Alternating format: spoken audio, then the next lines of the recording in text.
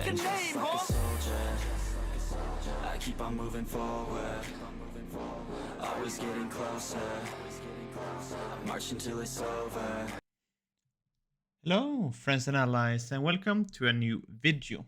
In today's video, we're going to talk about the weapon proficiency system, and especially only for the Sanguine bow, and which route I will be taking for my bow.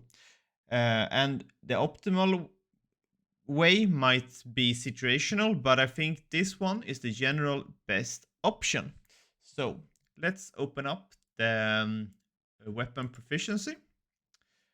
And here you can see that I am on the 5th stage and I haven't went all the way yet. So we're gonna start off with the first stage where we're gonna take distance. And the second stage we have the perfect shot damage. We have life leech for divine caldera, and we have 4 extra critical damage. And the answer here is pretty much that we always want to upgrade the thing which upgrade most of our abilities and deals the most damage. And life leech isn't increasing our damage, and the perfect shot isn't really that much. So we're gonna go for some extra critical damage. And for the third step, we don't really care about bosses for the Sanguine bow, so we're gonna not gonna go for the powerful foe bonus. And same for the Mana Leech. We do not really care about Mana Leech from the Divine Caldera. We're gonna go for some extra critical damage. And for the fourth step, we have to decide between 20% extra critical damage on the Divine Caldera, or we want to go for 4% more base damage from the Divine Caldera. And here, I think my favorite will be the 4%, because then you know that for every time you use the Divine Caldera, you will have 4% more damage. But the opportunity with having 20% extra critical damage is that if you have low blow as an charm, you will be having the opportunity to be dealing more when you crit.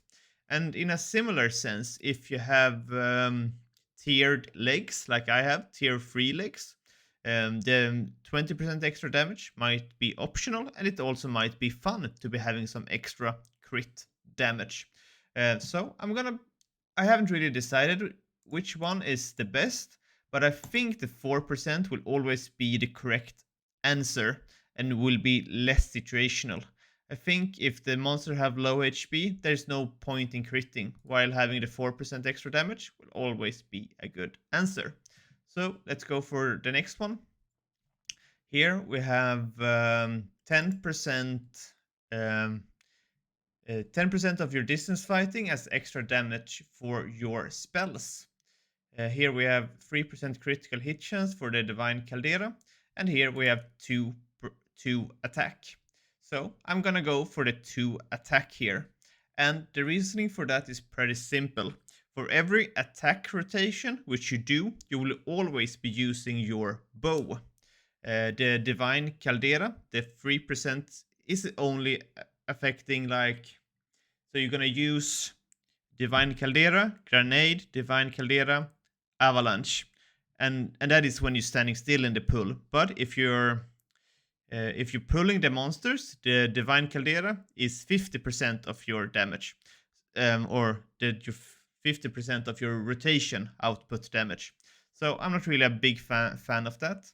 And when it comes to extra damage for your spells, this does not affect avalanches or great fireball runes. It's only the Massan or the grenade. So I don't really like this one either. So I'm gonna go for 2 attack. And for the next one, like I said before, we don't really care about the healing option, like this one right here. 200% of your magic level as extra healing for your spells. We're always gonna have more damage to be able to have more experience per hour. So here I would go for critical extra damage 10%.